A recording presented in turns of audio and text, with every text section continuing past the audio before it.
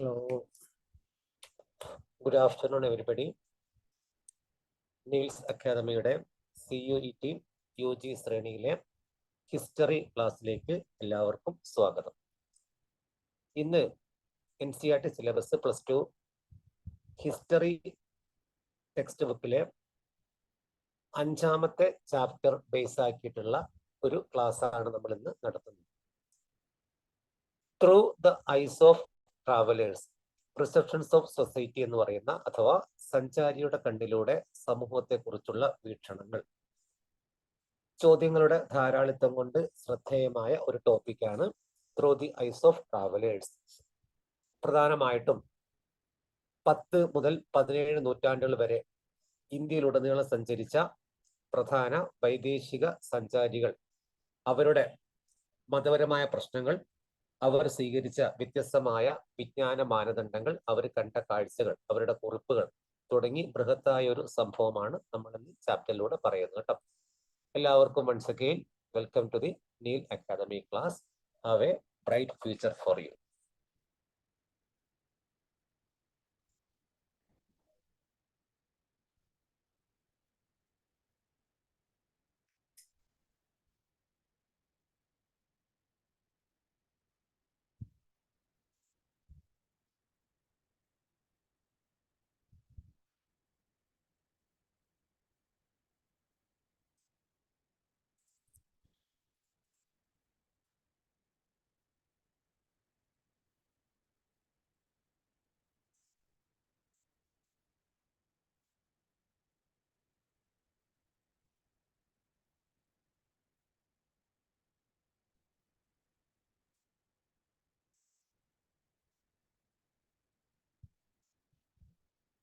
Okay, ഈ ഒരു അധ്യായത്തില്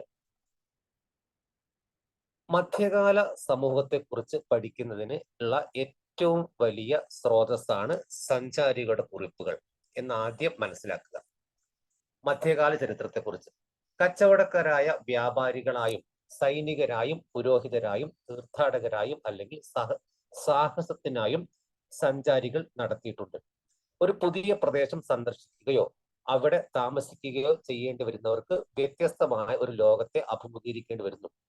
ഭൂപ്രദേശം അഥവാ ഭൗതിക പരിസ്ഥിതി, അതുപോലെ ആചാരങ്ങൾ, ഭാഷകൾ, വിശ്വാസങ്ങൾ, ജനങ്ങളുടെ രീതികൾ എന്നീ തലങ്ങളിൽ അവരിൽ പലതും ഈ വ്യത്യസ്തകളുമായി സമരസപ്പെടാൻ ശ്രമിക്കുമ്പോൾ ചുരുക്കം ചില ശ്രദ്ധേയവും അസാധാരണവുമായി തോന്നുന്നവയെ ശ്രദ്ധാപൂർവം വിവരണങ്ങളിൽ രേഖപ്പെടുത്തി വയ്ക്കുന്നു. സ്ത്രീകൾ സഞ്ചാരം നടത്തിയിട്ടുണ്ടായിരിക്കാം, എങ്കിൽ ദൗർഭാഗ്യവശാൽ സ്ത്രീകൾ രചിച്ച യാത്രാ വിവരണം നമുക്ക് ലഭ്യമല്ല. അപ്പൊ സ്ത്രീകളെ കുറിച്ചുള്ള ആ ഒരു പരാമർശങ്ങളില്ല. സഞ്ചാരികളിലൊക്കെ പുരുഷന്മാരുണ്ട്, സഞ്ചാരി സ്ത്രീകളുണ്ടെങ്കിലും കാര്യമായിട്ട് അവരെ കുറിച്ച് കൂടി പ്രതിപാദിക്കുന്നില്ല എന്നാണ് നമ്മൾ ആദ്യം മനസ്സിലാക്കേണ്ട സംഗതി. ഈ ഒരു ഭാഗത്തിൽ ഈ ഇന്ത്യ രാജ്യം സന്ദർശിച്ച സഞ്ചാരികളിൽ ഭൂരിപക്ഷവും വിദേശ രാജ്യങ്ങളിലേക്ക് പോയിട്ടില്ല. പലപ്പോഴും അവര് മുഗൾ സാമ്രാജ്യത്തിലൊക്കെ ഭരണാധികാരികൾ പലപ്പോഴും സാമ്രാജ്യത്തിന്റെ ഉള്ളിൽ തന്നെയാണ് സഞ്ചരിച്ചത്.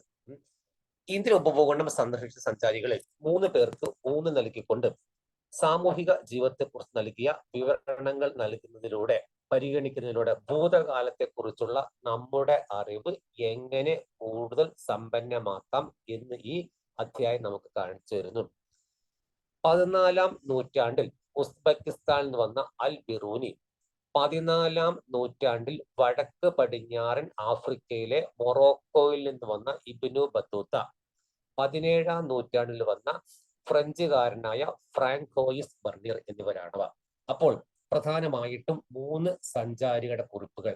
അതിൽ അൽ ബിറൂനി വന്നത് അദ്ദേഹത്തിന്റെ സഞ്ചാര കാലഘട്ടം 11ാം നൂറ്റാണ്ട്. 11ാം നൂറ്റാണ്ടിൽ ഇന്ത്യ സഞ്ചരിച്ച വിദേശ സഞ്ചാരി ആര്? അൽ ബിറൂനി. അദ്ദേഹം എവിടുന്ന് വരുന്നു? അദ്ദേഹം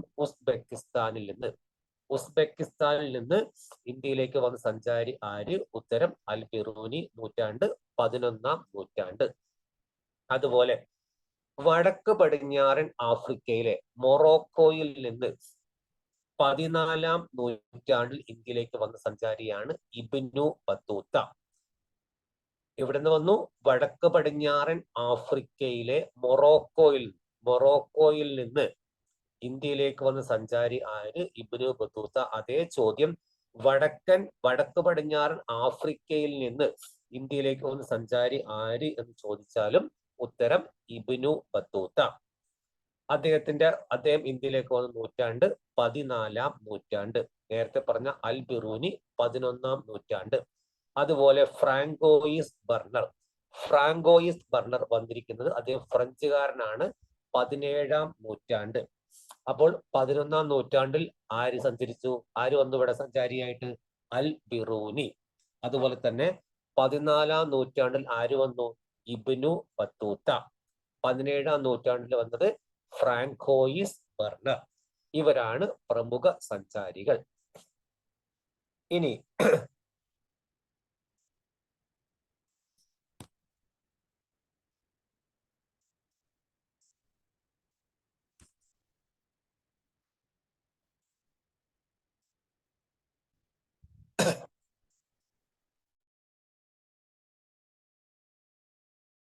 ഓരോ ഭാഗം നമ്മൾ എടുത്തു പോകുമ്പോഴും നമ്മൾ നേരത്തെ പറഞ്ഞ 11-ാം നൂറ്റാണ്ടിൽ ഇന്ത്യയിലേക്ക് വന്ന അൽ ബിറൂനിയുടെ പ്രധാനപ്പെട്ട ലക്ഷ്യങ്ങൾ, അവരുമായി ഹിന്ദുക്കൾ മതപരമായ വിഷയങ്ങൾ ചർച്ച ചെയ്യാൻ ആഗ്രഹിക്കുന്നവർക്ക് ഒരു സഹായവും അവരുമായി ബന്ധം സ്ഥാപിക്കാൻ ആഗ്രഹിക്കുന്നവർക്ക് വിവരങ്ങളുടെ ശേഖരവുമാണ്.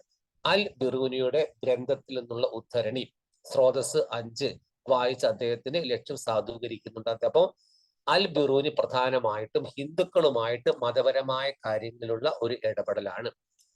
ഇനി നോക്കൂ, വേറെ പോയിന്റ് പറഞ്ഞിരിക്കുന്നത് അൽ ബിറൂനിയും കിതാബുൽ ഹിന്ദു.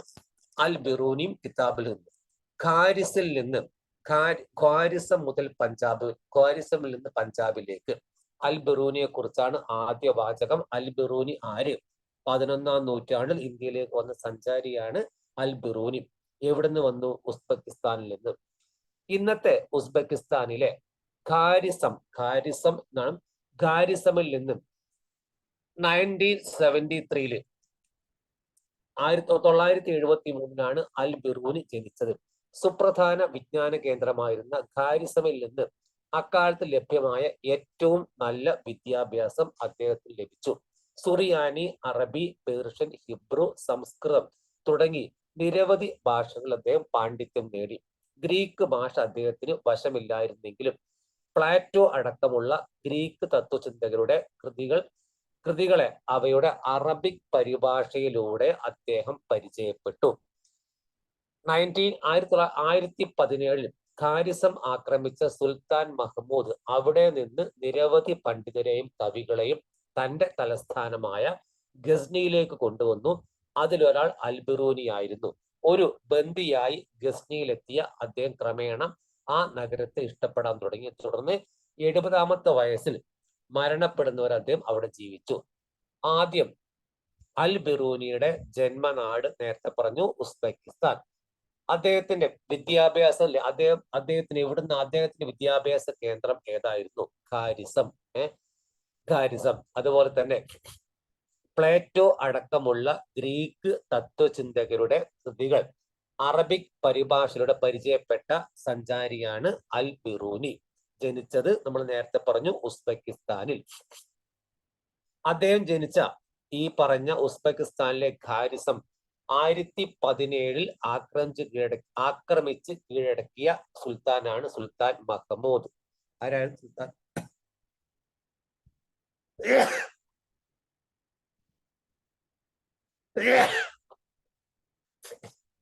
സുൽത്താൻ മഹ്മൂദ്. ആ സുൽത്താൻ മഹ്മൂദ് അദ്ദേഹത്തെ ഒരു ബന്ദിയായിട്ട് തന്റെ നാടായ ഗസ്നി, തന്റെ തലസ്ഥാനമായ ഗസ്നിയിലേക്ക് കൊണ്ടുവന്നു. ആ ഗസ്നിയിലേക്ക് കൊണ്ടുവന്നു. ആരെ കൊണ്ടുവന്നു? അൽ ബിറൂനിയെ കൊണ്ടുവന്ന സുൽത്താന്റെ പേര് സുൽത്താൻ മഹ്മൂദ്. മരണപ്പെടുന്നവരെ അദ്ദേഹം ഗസ്നിയിലാണ് ജീവിച്ചത്. അപ്പൊ ഖാരിസം മുതൽ ഗസ്നി വരെ എന്ന് പറയുമ്പോൾ അദ്ദേഹം ജനിച്ചത് ഉസ്ബെക്കിസ്ഥാനിലെ ഖാരിസം. അദ്ദേഹത്തെ പിന്നെ ബന്ദിയൊക്കെ കൊണ്ടുപോയി അദ്ദേഹം വളർന്നു വന്നത് പിന്നീട് എവിടെയാണ് വന്നത്? പിന്നെ ഗസ്നിയിലാണ്. ഓക്കെ, അൽ ബിറൂനിയെ കുറിച്ചാണ് പറയുന്നത് കേട്ടോ. ഗസ്നിയിൽ വെച്ചാണ് അൽ ബിറൂനിക്ക് ഇന്ത്യയോട് താല്പര്യം തോന്നിയത്. അത് അസാധാരണമായ ഒരു കാര്യമായിരുന്നില്ല. 8-ാം നൂറ്റാണ്ട് മുതൽ തന്നെ ജ്യോതിശാസ്ത്രം, ഗണിതശാസ്ത്രം, വൈദ്യശാസ്ത്രം എന്നിവയെ സംബന്ധിച്ച സംസ്കൃത ഗ്രന്ഥങ്ങൾ അറബിക് ഭാഷയിലേക്ക് തർജ്ജമ ചെയ്യപ്പെട്ടിരുന്നു. പഞ്ചാബ് ഗാസ്നാവി സാമ്രാജ്യത്തിന്റെ ഭാഗമായി തീർന്നതോടെ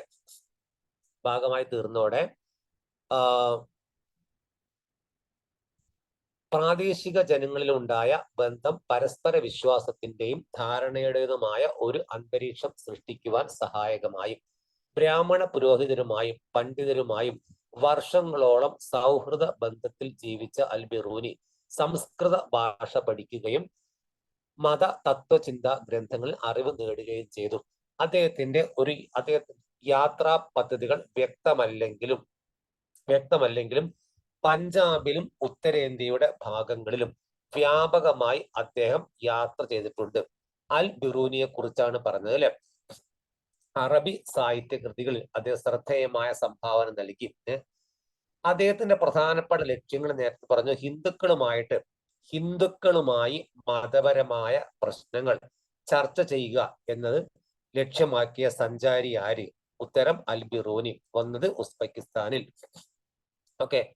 പിന്നെ അദ്ദേഹത്തിന്റെ മറ്റുള്ള സംഭാവന നോക്കുമ്പോൾ അൽ ബിറൂനി എഴുതുന്ന കാലഘട്ടമായപ്പോഴേക്കും സഞ്ചാര സാഹിത്യം അറബി സാഹിത്യത്തിലെ അംഗീകൃത വിഭാഗമായി മാറിക്കഴിഞ്ഞിരുന്നു.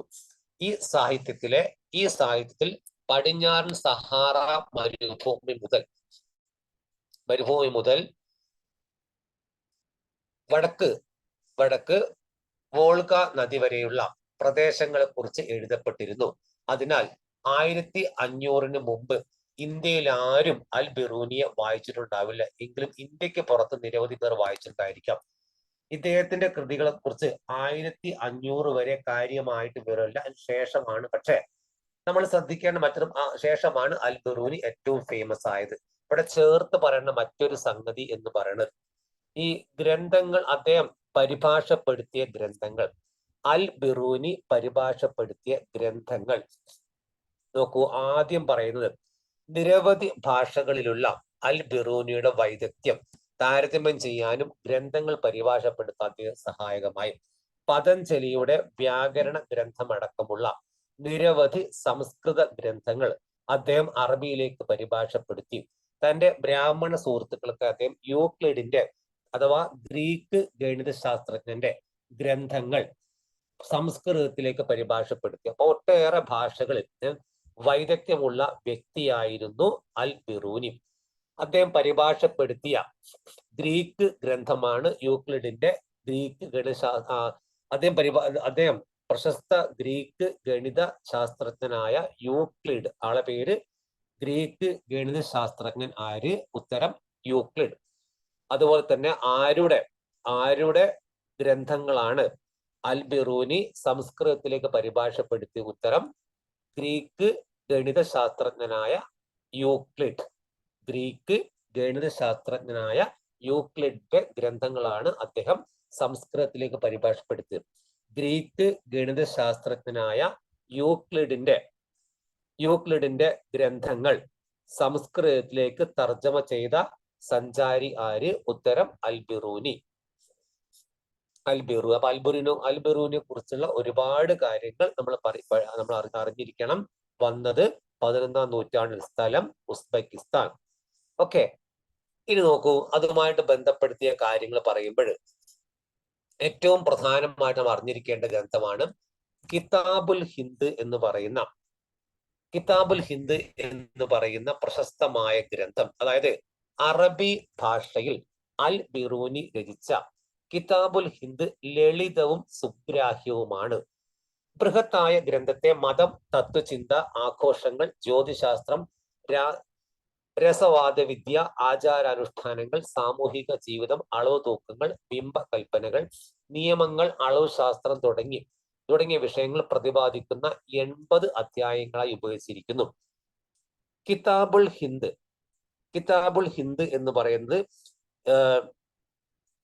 അറബി ഭാഷയിൽ എഴുതിയ ഗ്രന്ഥമാണ് കിതാബുൽ ഹിന്ദ്. മറക്കരുത്, അറബി ഭാഷയിൽ അൽ ബിറൂനി എഴുതിയ ഗ്രന്ഥമാണ് കിതാബുൽ ഹിന്ദ്. അതിന് ഏകദേശം 80 വാള്യങ്ങളാണ്. 80 വാള്യങ്ങൾ പുസ്തകമാണ് കിതാബുൽ. വളരെ ലളിതമായ പുസ്തകമാണ്. അപ്പോൾ അൽ ബിറൂനിയുടെ പ്രമുഖ കൃതി ഏത്? അറബി കൃതിയാണ് കിതാബുൽ ഹിന്ദ്. അതില് ഇന്ത്യയിലെ ആഘോഷം, ജ്യോതിശാസ്ത്രം എന്നിവയെ കുറിച്ചൊക്കെ, രാസവിദ്യ, ആചാരാനുഷ്ഠാനങ്ങൾ, സാമൂഹിക ജീവിതം, ഇന്ത്യയുടെ ആചാരാനുഷ്ഠാനങ്ങൾ, സാമൂഹിക ജീവിതം, ജ്യോതിശാസ്ത്രം എന്നിവയെ കുറിച്ച് പ്രതിപാദിക്കുന്ന ഗ്രന്ഥമേത്? ഉത്തരം കിതാബുൽ ഹിന്ദ്.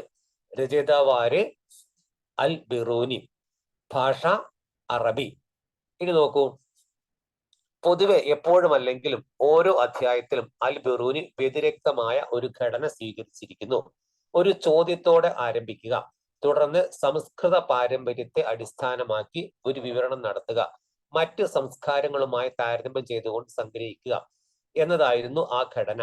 ചില സമകാലിക പണ്ഡിതരുടെ അഭിപ്രായത്തിൽ ഏകദേശം ഒരു ജ്യോമിതീയ ഘടനയാണ് ഇതിനുള്ളത്. ജ്യോമിതീയ ഘടന ആ രീതിയിൽ ഓരോ അധ്യായങ്ങളും അൽ ബിറൂനിയുടെ പുസ്തകത്തിലെ ഓരോ അധ്യായ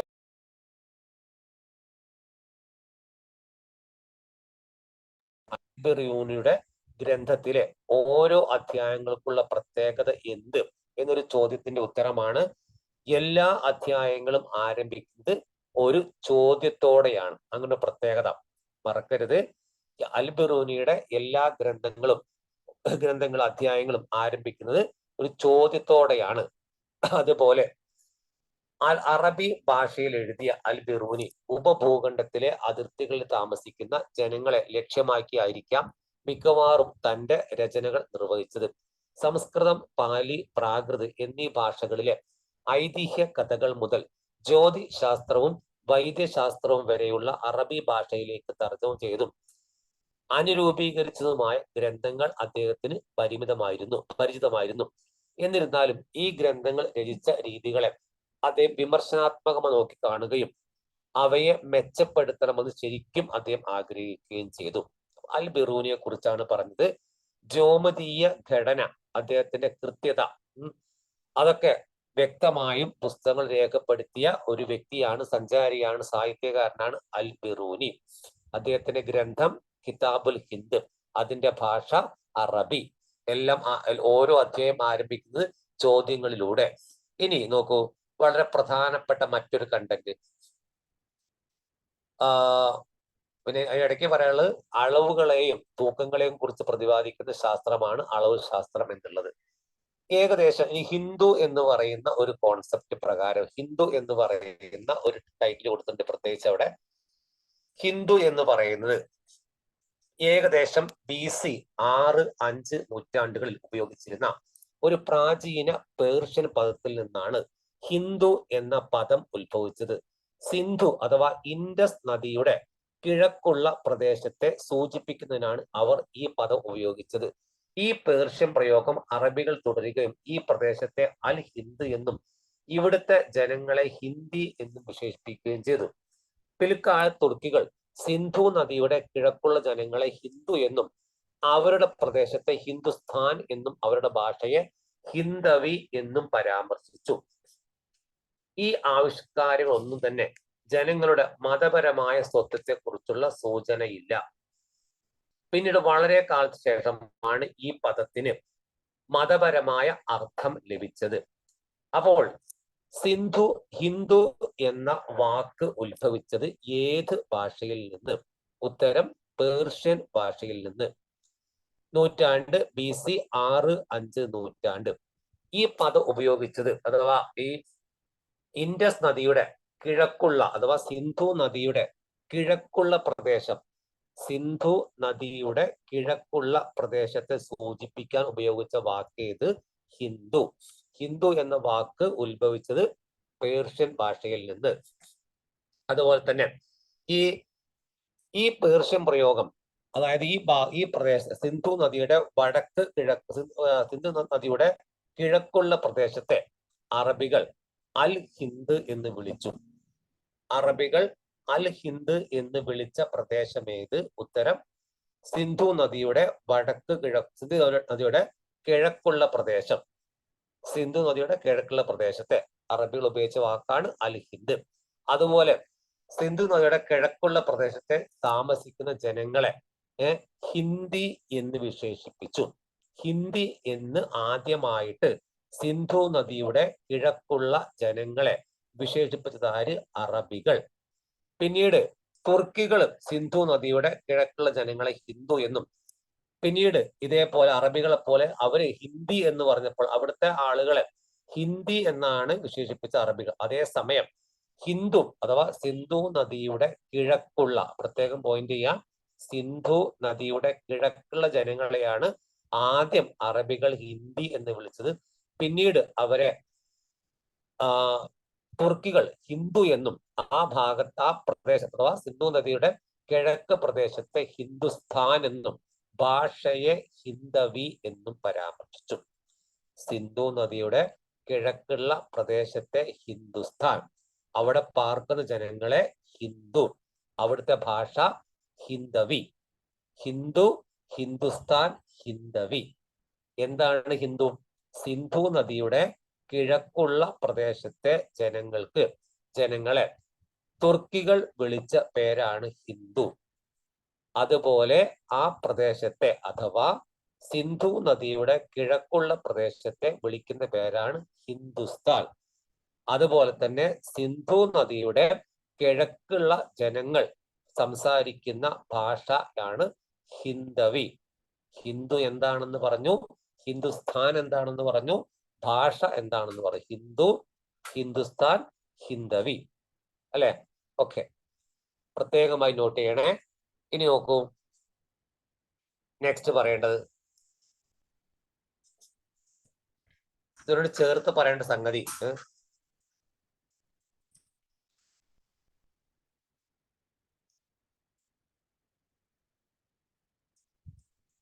ഇബ്നു, അപ്പൊ നമ്മൾ ഇതുവരെ പറഞ്ഞത് ആരെ കുറിച്ചാണ്? അൽ ബിറൂനിയാണ്. അൽ ബിറൂനിയുടെ ജന്മസ്ഥലം എന്ന് ഉസ്ബെക്കിസ്ഥാനാണ്. ഇന്ത്യയിലേക്ക് വന്നത് എവിടെ, നൂറ്റാണ്ടാണ്? 11-ാം നൂറ്റാണ്ടാണ് അല്ലെ? പ്രശസ്ത ഗ്രന്ഥമേത്? അൽ ബിറൂനിയുടെ കിതാബുൽ ഹിന്ദ്. ഇനി നെക്സ്റ്റ് പറയേണ്ടത്, അടുത്ത് പറയേണ്ടത്,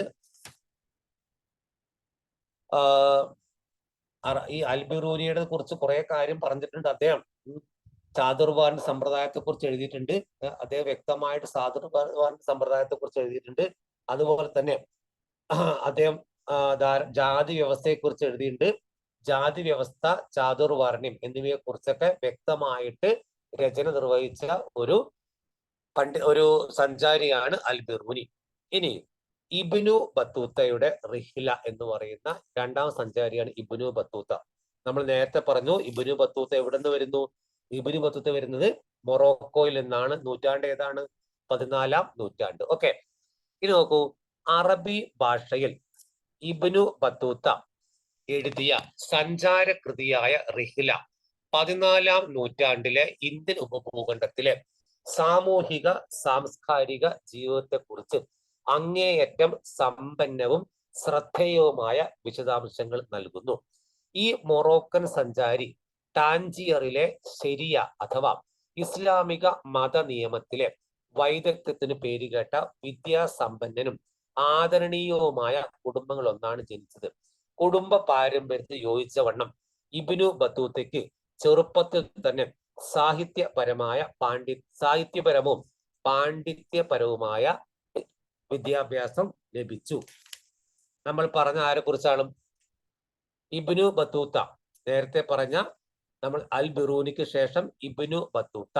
നോക്കൂ, അദ്ദേഹം വന്ന് 14-ാം നൂറ്റാണ്ടിലാണ്. അദ്ദേഹം മൊറോക്കോ എന്ന് വരുന്നു. ഇബ്നു ബത്തൂത്ത വരുന്നത് വടക്ക് ആഫ്രിക്കയിലെ മൊറോക്കോയിൽ നിന്നാണ്. അദ്ദേഹം ജനിച്ചത് ടാഞ്ചിയറിൽ അഥവാ വടക്കൻ ആഫ്രിക്കയിലെ വടക്ക് പടിഞ്ഞാറൻ ആഫ്രിക്കയിലെ ടാഞ്ചിയറിലെ ശരിയ എന്ന് അഥവാ ഇസ്ലാമിക മത നിയമത്തിലെ വൈദഗ്ധ്യത്തിന് കഴിവിന് പേരുകേട്ട ഒരു കുടുംബങ്ങളിൽ ഒന്നാണ് അദ്ദേഹം ജനിച്ചത്. അപ്പോൾ ആരെ കുറിച്ച് പറയുന്നത്? ഇപ്പൊ നമ്മൾ ഇപ്പോൾ പറഞ്ഞ ഇബ്നു ബത്തൂത്ത അദ്ദേഹം വന്നത് 14-ാം നൂറ്റാണ്ടിൽ. അദ്ദേഹം വന്ന സ്ഥലം ഏത് എന്ന് ചോദിച്ചാൽ വടക്ക് പടിഞ്ഞാറൻ ആഫ്രിക്കയിലെ മൊറോക്കോ. വടക്ക് പടിഞ്ഞാറൻ ആഫ്രിക്കയിലെ മൊറോക്കോയിൽ നിന്നാണ് വരുന്നത്. ആര്? വടക്കു പടിഞ്ഞാറൻ ആഫ്രിക്കയിലെ മൊറോക്കോയിൽ നിന്ന് വന്ന സഞ്ചാരിയാണ് ഇബ്നു ബത്തൂത്ത. ഓക്കെ, ഇനി തന്റെ വർഗത്തിലെ മറ്റുള്ളവരിൽ നിന്ന് തികച്ചും വ്യത്യസ്തമായി ഇബ്നു ബത്തൂത്ത സഞ്ചാര അനുഭവങ്ങളെ പുസ്തകങ്ങളെക്കാൾ പ്രധാനപ്പെട്ട അറിവിന്റെ സ്രോതസ്സായി കണ്ടു. യാത്രകളെ സ്നേഹിച്ച അദ്ദേഹം വിദൂര ദേശങ്ങളിലേക്ക് പോവുകയും പുതിയ ലോകങ്ങളെയും ജനതയെയും കുറിച്ച് സമഗ്ര പഠനം നടത്തുകയും ചെയ്തു. 1332-33 കാലഘട്ടത്തിൽ ഇന്ത്യയിലേക്ക് തീർത്ഥാടനത്തിന് മുമ്പ് തന്നെ അദ്ദേഹം മക്കയിലേക്ക് തീർത്ഥാടനം നടത്തുകയും Syria, Iraq, Persia, Yemen, Oman എന്നീ പ്രദേശങ്ങളിലും കിഴക്കൻ ആഫ്രിക്കയുടെ തീരത്തെ ചില കച്ചവട തുറമുഖങ്ങളിലും സുദീർഘമായി സഞ്ചരിക്കുകയും ചെയ്തിരുന്നു.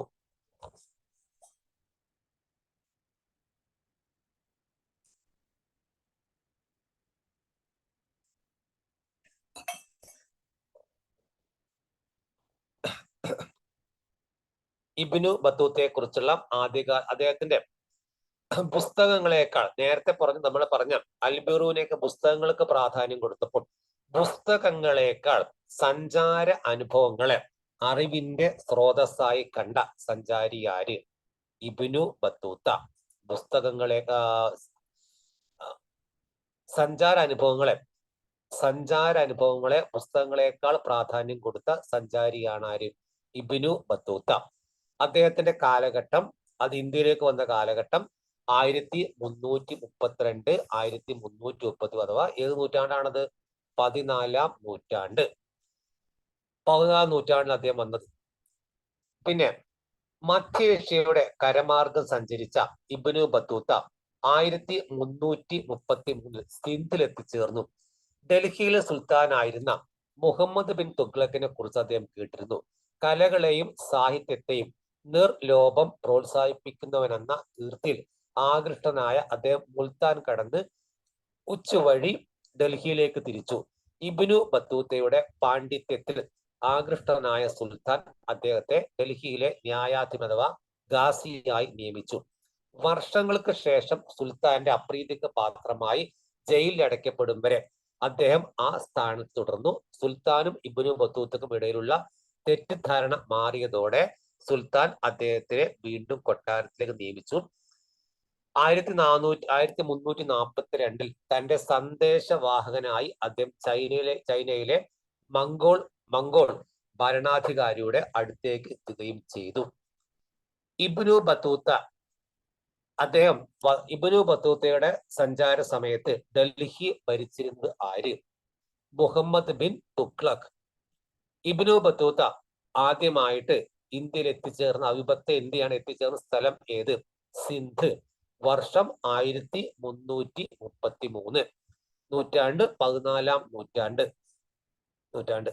അതുപോലെ ഡൽഹിയിലെ ഖാസിയായി നിയമിതനായ സഞ്ചാരി ആര്? ഡൽഹിയിലെ ഖാസിയായി നിയമിതനായ സഞ്ചാരി ആര്? ഉത്തരം ഇബ്നു ബത്തൂത്ത. ഇബ്നു ബത്തൂത്തയെ ഖാസിയായി നിയമിച്ചതാര്? മുഹമ്മദ് ബിൻ തുഗ്ലക്. ഓക്കെ, ആരാണ്? മുഹമ്മദ് ബിൻ തുഗ്ലക്. ഓരോ പോയിന്റ് പ്രത്യേകം എഴുതി വെക്കണം, ഒരേ റിപ്പീറ്റ് വരും. ഓക്കെ, പിന്നെ അദ്ദേഹത്തെ സന്ദേശവാഹകനായിട്ട് ചൈനയിലെ മംഗോൾ ഭരണാധികാരി അടുത്തേക്ക് അയച്ചു. ആര് തന്നെയാണ് അത് അയച്ചതും? ഇബ്നു ബത്തൂത്ത. അയച്ചു ആര് തന്നെയാണ്? നമ്മുടെ മുഹമ്മദ് ബിൻ തുഗ്ലക് എന്ന് പറയുന്ന ഭരണാധികാരിയാണ്. പുതിയ ദൗത്യവുമായി ഇബ്നു ബത്തൂത്ത മധ്യേന്ത്യ വഴി മലബാർ തീരത്തേക്ക് യാത്രയായി. മലബാറിൽ നിന്നും മാലി ദ്വീപുകളിലേക്ക് പോയ അദ്ദേഹം ഖാസിയായി 18 മാസം അവിടെ കഴിച്ചുകൂട്ടി. തുടർന്ന് അദ്ദേഹം ശ്രീലങ്കയിലേക്ക് പോകാൻ തീരുമാനിച്ചു. അതിനുശേഷം അദ്ദേഹം ഒരിക്കൽ കൂടി മലബാർ തീരവും മാലി ദ്വീപുകളും സന്ദർശിച്ചു. ചൈനയിലേക്കുള്ള തന്റെ ദൗത്യം പുനരാരംഭിക്കുന്നതിന് മുൻപ് ബംഗാളിലും ആസാമിലും സന്ദർശനം നടത്തി. സുമാത്രയിലേക്ക് കപ്പൽ യാത്ര നടത്തിയ അദ്ദേഹം അവിടെ നിന്ന് മറ്റൊരു കപ്പൽ ചൈനയിലെ തുറമുഖ നഗരമായ സായ്തണിലേക്ക്,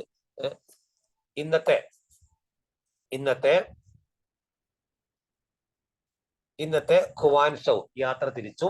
ചൈനയിൽ വ്യാപകമായി സഞ്ചരിച്ച അദ്ദേഹം ബീജിംഗ് വരെ പോയെങ്കിലും ദീർഘനാൾ താമസിക്കാതെ 1347 തിരിച്ച് നാട്ടിലേക്ക് പോകാൻ തീരുമാനിച്ചു. 13-ാം നൂറ്റാണ്ടിന്റെ അവസാനത്തോടെ തന്റെ ജന്മനാടായ വെനീസിൽ നിന്നും ചൈനയിലേക്കും ഇന്ത്യയിലേക്ക് സഞ്ചാരം നടത്തിയ മാർക്കോ പോളോ വിവരണങ്ങളോട് പലപ്പോഴും ഇബ്നു ബത്തൂത്തയുടെ വിവരണങ്ങളെ താരതമ്യപ്പെടുത്താറുണ്ട്. ഇബ്നു ബത്തൂത്തയുടെ ഒരു ശൈലിയാണ് നമ്മൾ പറഞ്ഞത് കേട്ടോ. നോക്കൂ, ആദ്യം പറഞ്ഞ അദ്ദേഹത്തെ ആദ്യം ഖാസിയായി ഡൽഹി നിയമിച്ചു. പിന്നെ അദ്ദേഹത്തെ പറഞ്ഞയച്ചു ഇങ്ങോട്ട് മംഗോൾ ഭരണാധികാരിയുടെ അടുത്തേക്ക് പറഞ്ഞയച്ചു. ആ ഇബ്നു ബത്തൂത്ത മധ്യേന്ത്യ വഴി മലബാർ തീരത്തേക്ക് യാത്രയായി അവിടുന്ന് മാലിദ്വീപുകളിലേക്ക് പോയി. ഡൽഹിയിൽ ഖാസിയായിട്ട് സേവനമനുഷ്ഠിച്ച സഞ്ചാരിയാണ് ഇബ്നു ബത്തൂത്ത. അതുപോലെ തന്നെ മാലിദ്വീപുകളിലും അദ്ദേഹം ഖാസിയായിട്ട് അദ്ദേഹം സ്ഥാനമേറ്റു. മാലിദ്വീപുകളിൽ ഖാസിയായി സേവനമനുഷ്ഠിച്ച സഞ്ചാരി ആര്? ഉത്തരം Ibn Battuta. Okay, Ibn Battuta. Ibn ബത്തൂത്തയുടെ സഞ്ചാരക്കുറിപ്പുകളെ ആരുടെ സഞ്ചാരക്കുറിപ്പിനോടാണ് താരതമ്യപ്പെടുത്തുന്നത്? ആരുടെയാണ്? മാർക്കോ പോളോയുടെ, അഥവാ വെനീസിൽ നിന്നും ചൈനയിലേക്കും ഇന്ത്യയിലേക്കും സഞ്ചാരം നടത്തിയ മാർക്കോ പോളോയുടെ വിവരണങ്ങളോട് സാമ്യമുള്ളതാണ് ആരുടെ വിവരണം? Ibn Battuta. ഇബ്നു ബത്തൂത്തയും മാർക്കോ പോളോയും തമ്മിലുള്ള ബന്ധം ഒന്നുമില്ല. പക്ഷെ അദ്ദേഹത്തിന്റെ ആ യാത്രാക്കുറിപ്പുകൾ, അദ്ദേഹത്തിന്റെ വിവരണങ്ങളൊക്കെ ഏകദേശം സാമ്യമുള്ളത് ആരുമായിട്ടാണ്? മാർക്കോ പോളോയുമായിട്ടാണ്. പിന്നെ ഇബ്നു ബത്തൂത്ത കൃത്യമായി അതിസൂക്ഷ്മതയോടെ സംസ്കാരങ്ങൾ, അതുപോലെ തന്നെ ജനങ്ങൾ, വിശ്വാസങ്ങൾ, മൂല്യങ്ങൾ തുടങ്ങിയവയെ സംബന്ധിച്ച തന്റെ നിരീക്ഷണങ്ങൾ രേഖപ്പെടുത്തി വെച്ചു. ഇന്നത്തേക്കാൾ 10 മടങ്ങും ക്ലേശഭരിതവും ആയാസകരവുമായിരുന്നു 14-ാം നൂറ്റാണ്ടിലെ ഈ ആഗോള സഞ്ചാരിയുടെ യാത്രകൾ എന്ന കാര്യം നമ്മൾ മറക്കാൻ പാടില്ല. ഇബ്നു ബത്തൂത്തയുടെ അഭിപ്രായത്തിൽ മുൾത്താനിൽ നിന്ന് ഡൽഹിയിലേക്ക് സഞ്ചരിക്കാൻ 40 ദിവസവും സിന്ധിൽ നിന്ന് ഡൽഹിയിലേക്ക് സഞ്ചരിക്കാൻ 50 ദിവസവും എടുത്തിരുന്നു. ദൗലത്താബാദിൽ നിന്ന് ഡൽഹിയിലെത്തിയുള്ള യാത്രയിൽ 40 ദിവസം എടുത്തപ്പോൾ ഗോളിയോറിൽ നിന്ന് ഡൽഹിയിലേക്കുള്ള യാത്രയിൽ 10 ദിവസം എടുത്തു. സഞ്ചാരത്തിന്റെ ആ ഒരു ക്ലേശകരമായ അനുഭവങ്ങളാണ് അദ്ദേഹം പറയുന്നത്. യാത്രാ സൗകര്യം ഇല്ലാത്ത കാലഘട്ടം. നമ്മൾ ഏതായാലും ഇബ്നു ബത്തൂത്ത എന്ന സഞ്ചാരി, മൊറോക്കോയിലെ സഞ്ചാരിയുടെ വ്യത്യസ്തമായ രീതികളാണ് പറഞ്ഞത്. അദ്ദേഹത്തിന്റെ സഞ്ചാര വിവരണങ്ങൾ ആരുടെ സഞ്ചാര വിവരണങ്ങളോടാണ് കമ്പയർ ചെയ്തിരിക്കുന്നതും അല്ലെങ്കിൽ സാമ്യമുള്ളത്? അത് മാർക്കോ പോളോയുടെ സഞ്ചാര വിവരണങ്ങളുമായിട്ട് സാമ്യമുണ്ട്. പിന്നെ അതിനനുബന്ധമായിട്ട് കുറച്ച് കാര്യങ്ങൾ നമുക്ക് എടുത്തു പറയേണ്ടതുണ്ട്. സ്വാഭാവികമാണ് അതിന്റെ അടുത്തുള്ള കാര്യങ്ങൾ. ഇബ്നു ബത്തൂത്തയെ കുറിച്ച് പറയുമ്പോൾ ആദ്യം പറയുന്ന ഒരു സംഭവമായിട്ട് പക്ഷി അതിന്റെ കൂടൊഴിയുന്നു. The bird leaves in next എന്ന് പറയുന്ന റിഹില. എന്റെ ജന്മസ്ഥലമായ ടാഞ്ചിയറിൽ നിന്നുള്ള എന്റെ വിടവാങ്ങൽ നടന്ന വ്യാഴാഴ്ചയായിരുന്നു. സഹസഞ്ചാരികളില്ലാതെ ഒറ്റയ്ക്കാണ് യാത്ര ആരംഭിച്ചത്. എനിക്ക് ചേരാനായി സാർത്ഥവാഹക സംഘങ്ങളൊന്നും ഉണ്ടായിരുന്നില്ല. പക്ഷെ എന്റെ ഉള്ളിലുള്ള അടങ്ങാത്ത പ്രേരണയാലും വിസ്തൃതമായ സങ്കേതങ്ങൾ സന്ദർശിക്കാൻ ദീർഘനാളായി ഞാൻ ഹൃദയത്തിൽ താലോലിക്കുന്ന ആഗ്രഹത്താൽ വശംബദ്ധനായി എന്നൊക്കെ പറഞ്ഞിട്ട് അദ്ദേഹം, അതായത് ഇബ്നു ബത്തൂത്ത ആകെ സഞ്ചരിച്ച അദ്ദേഹം യാത്ര ആരംഭിച്ച് 30 വർഷങ്ങൾ അദ്ദേഹം യാത്ര ആരംഭിക്കുമ്പോൾ 30 വർഷങ്ങൾ യാത്ര ചെയ്തു. അതുപോലെ തന്നെ അദ്ദേഹത്തിന്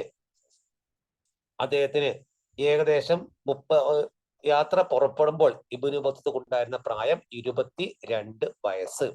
22-ാം വയസ്സിൽ മധ്യേഷ്യ രാജ്യങ്ങൾ സഞ്ചരിച്ച സഞ്ചാരി ആര്? ഉത്തരം ഇബ്നു ബത്തൂത്തയാണ്. അദ്ദേഹം വന്നത് മൊറോക്കോയിൽ നിന്നാണ്. പുസ്തകങ്ങളെക്കാൾ സഞ്ചാര വിവരണങ്ങൾക്ക് പ്രാധാന്യം കൊടുത്ത വ്യക്തിയാണ് ഇബ്നു ബത്തൂത്ത എന്നുള്ള കാര്യങ്ങളും പ്രത്യേകം നോട്ട് ചെയ്യണേ.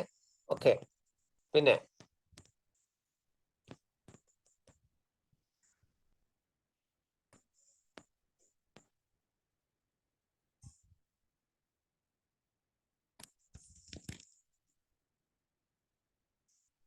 നിന്റെ ലാസ്റ്റ് ഭാഗമായിട്ട് ഇബ്നു ബത്തൂത്തയെ കുറിച്ചുള്ള ലാസ്റ്റ് ഭാഗത്തിൽ ദീർഘയാത്രകൾ മോഷ്ടാക്കൾ മാത്രമാണ് തടസ്സമായത്. സഞ്ചാരിക്ക് ഗൃഹാതുരത്വം തോന്നിയേക്കും, അല്ലെങ്കിൽ രോഗബാധിതനാവും എന്നൊക്കെ പറഞ്ഞു അദ്ദേഹം. അപ്പൊ അദ്ദേഹത്തിന്റെ അസ്വസ്ഥതകളെ കുറിച്ചാണ് പറഞ്ഞിരിക്കുന്നത്. ഇബ്നു ബത്തൂത്തയെ കുറിച്ചുള്ള ലാസ്റ്റ് ഭാഗമാണ് ആ പറഞ്ഞിരിക്കുന്നത് കേട്ടോ. ഇനി നോക്കൂ, നെക്സ്റ്റ് പറഞ്ഞിരിക്കുന്നത് ഇദ്ദേഹത്തിന്റെ ബാക്കി ഭാഗങ്ങൾ. പലതവണ അദ്ദേഹം കൊള്ളക്കാരാൽ ആക്രമിക്കപ്പെട്ടു എന്നുള്ള വാസ്തവമാണ്. സഞ്ചാരി സംഘത്തിന്റെ അദ്ദേഹം പലപ്പോഴും ഒറ്റയ്ക്ക് യാത്രയെ ഇഷ്ടപ്പെട്ടു. പക്ഷെ അദ്ദേഹത്തിന്റെ വിലപിടിപ്പുള്ള പല സാധനം നഷ്ടപ്പെട്ടു. അവ കൊള്ള സംഘത്തിന് ഇരയായിട്ട് കൊള്ളക്കിരയായ ഒരു സഞ്ചാരി കൂടിയാണ് ഇബ്നു ബത്തൂത്ത എന്നുള്ളതും ആലോചിക്കുക. അതുപോലെ തന്നെ ജിജ്ഞാസയുടെ ആസ്വാദനം, ദ എൻജോയ്മെന്റ് ഓഫ് ക്യൂരിയോസിറ്റീസ്. നമ്മൾ കണ്ടതുപോലെ സഞ്ചാരം ഒരു ശീലമായി സ്വീകരിച്ച ഇബ്നു ബത്തൂത്ത ഉത്തര ആഫ്രിക്ക, പശ്ചിമ ആഫ്രിക്ക, മധ്യേഷ്യയുടെ ഭാഗങ്ങൾ, ഇന്ത്യൻ ഉപഭൂഖണ്ഡങ്ങൾ, ചൈന എന്നീ പ്രദേശങ്ങളിലൂടെയെല്ലാം വർഷങ്ങളോളം യാത്ര ചെയ്തതിനു ശേഷമാണ് തന്റെ ജന്മനാടായ മൊറോക്കോയിലേക്ക് തിരിച്ചു പോയത്. അദ്ദേഹം തിരിച്ചു നാട്ടിലെത്തിയപ്പോൾ അദ്ദേഹത്തിന്റെ കഥകൾ രേഖപ്പെടുത്തി വെക്കാൻ പ്രാദേശിക ഭരണാധികാരി നിർദ്ദേശം നൽകി. അദ്ദേഹത്തിന്റെ സഞ്ചാര റൂട്ടുകൾ ഉത്തരാഫ്രിക്ക, പശ്ചിമാഫ്രിക്ക, മധ്യേഷ്യയുടെ ഭാഗങ്ങൾ എന്നിവയെല്ലാം സഞ്ചരിച്ച വ്യക്തിയാണ് ആര്? ഇബ്നു ബത്തൂത്ത. അതുപോലെ നോക്കൂ, അദ്ദേഹത്തിന്റെ വിദ്യാഭ്യാസവും വിനോദവും എന്ന് പറയുന്നത് ഇബ്നു ബത്തൂത്ത പറഞ്ഞു കൊടുക്കുന്നത് കേട്ടെഴുതാനായി നിയോഗിക്കപ്പെട്ട ഇബ്ൻ ജുസായ് തന്റെ ആമുഖത്തിൽ പറഞ്ഞ ഇങ്ങനെയാണ്. ഇബ്നു ബത്തൂത്ത പറഞ്ഞു കൊടുക്കുന്നത് എഴുതാൻ നിയോഗിക്കപ്പെട്ട വ്യക്തിയാണ് ഇബ്ൻ ജുസായ്. ഇബ്ൻ ജുസായ് ആരാണ്? ഇബ്നു ബത്തൂത്ത പറഞ്ഞു കൊടുക്കുന്ന വിവരങ്ങൾ എഴുതാൻ വേണ്ടി നിയോഗിക്കപ്പെട്ട വ്യക്തിയാണ്. അപ്പൊ ഒരേ സമയത്ത് അത് ആ വ്യക്തിയെ കുറിച്ച് ആലോചിക്കുക. വ്യക്തിയുടെ പേര് ഇബ്ൻ ജുസായി എന്നാണ്. ഇബ്ൻ ജുസായി. അതുപോലെ അദ്ദേഹത്തിന്റെ ഇബ്നു ബത്തൂത്തയുടെ കാൽപ്പാടുകളിൽ എന്ന് പറയും ഒരു ചെറിയ പോയിന്റിൽ 1400-നും 1800-നും ഇടയ്ക്കുള്ള നൂറ്റാണ്ടുകളിൽ ഇന്ത്യയിലേക്കുള്ള സഞ്ചാരികൾ പേർഷ്യൻ ഭാഷയിൽ നിരവധി യാത്രാ വിവരണങ്ങൾ എഴുതി. അതേസമയം തന്നെ ഇന്ത്യയിൽ നിന്ന് മധ്യേഷ്യ, ഇറാൻ, ഒട്ടോമൻ സാമ്രാജ്യം എന്നിവിടങ്ങളിലേക്ക് പോയ സഞ്ചാരികൾ അവരുടെ അനുഭവങ്ങളും ചിലപ്പോഴൊക്കെ എഴുതി വെച്ചിരുന്നു.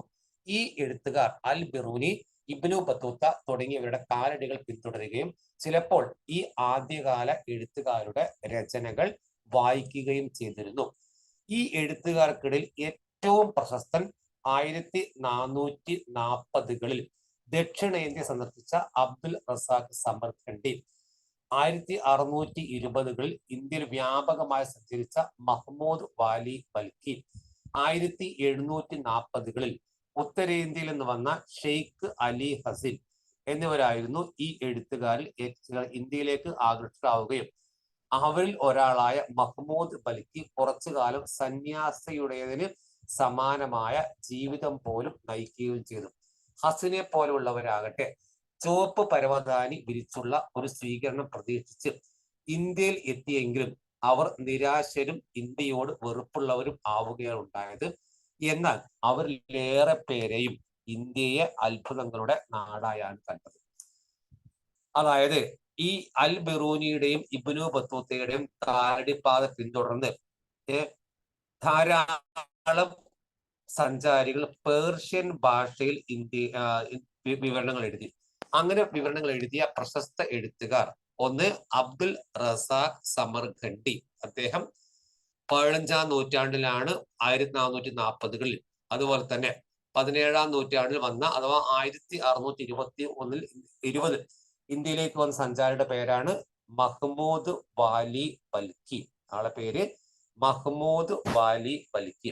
അതുപോലെ തന്നെ 1740-കളിൽ ഉത്തരേന്ത്യയിൽ വന്ന ഷെയ്ഖ് അലി ഹസിൻ. ഇവരൊക്കെ അൽ ബിറൂനിയുടെയും ഇബ്നു ബത്തൂത്തയുടെയും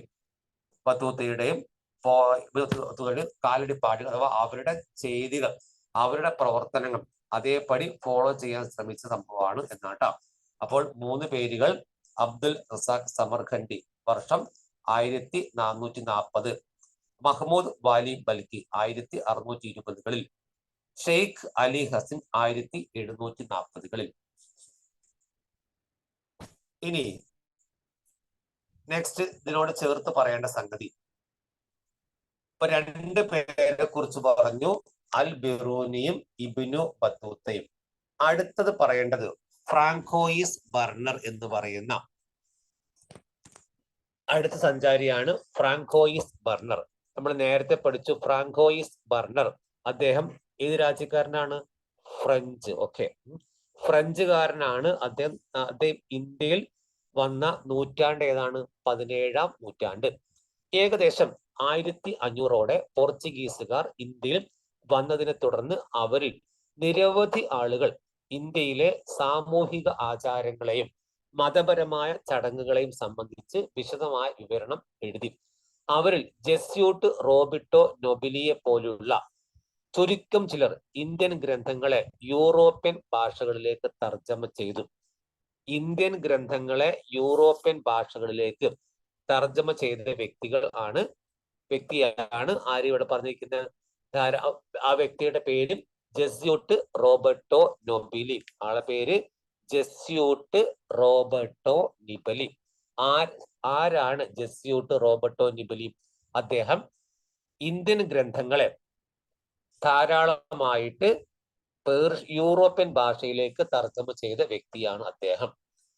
ദക്ഷിണേന്ത്യയിലെ വ്യാപാരത്തെയും സമൂഹത്തെയും കുറിച്ച് വിശദമായ വിവരണം തയ്യാറാക്കിയ ഡ്യുയാർത്തെ ബർബോസ ആയിരുന്നു പോർച്ചുഗീസ് എഴുത്തുകാരിൽ ഏറ്റവും പ്രശസ്തൻ.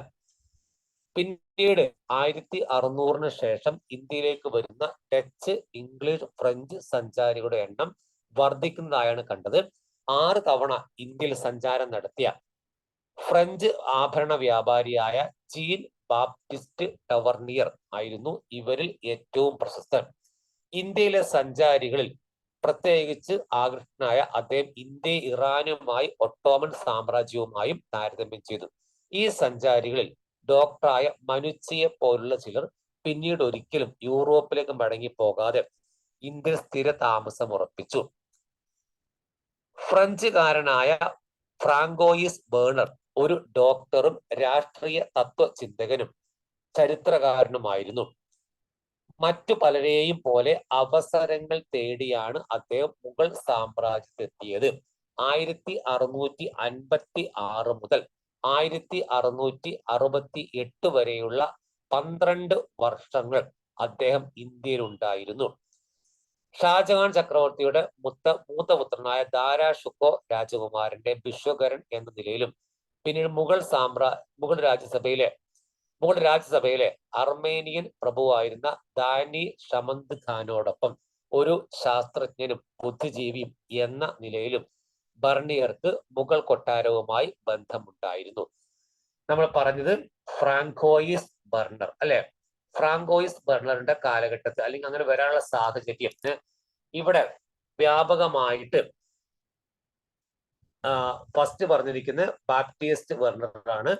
ആ ബാപ്റ്റിസ്റ്റ് ബർണർ വന്നു സഞ്ചരിച്ചു, ഫ്രഞ്ചുകാരനാണ്.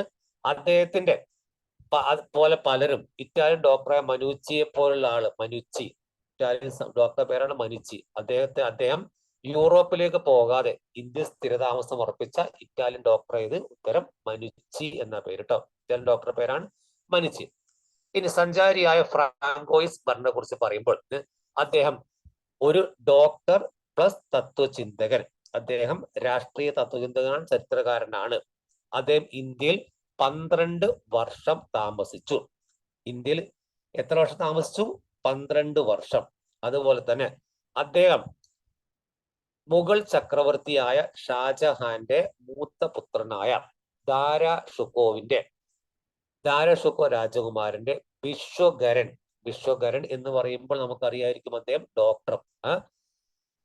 ദാരാ ഷുക്കോ രാജകുമാരൻ ആരാണ്? മുഗൾ ചക്രവർത്തിയായ ഷാജഹാൻ ചക്രവർത്തിയുടെ മൂത്ത മകനാണ് ദാരാ ഷുക്കോ എന്നറിയപ്പെടുന്ന വ്യക്തി. അദ്ദേഹത്തിന്റെ വിശ്വകരനായ സേവനം അനുഷ്ഠിച്ച ഫ്രഞ്ച് സഞ്ചാരി ആര്? Francois Bernier. ദാരാ ഷുക്കോവിന്റെ ഡോക്ടറായി സേവനമനുഷ്ഠിച്ച ഫ്രഞ്ച് സഞ്ചാരി ആര്? ഉത്തരം ഫ്രാങ്കോയിസ്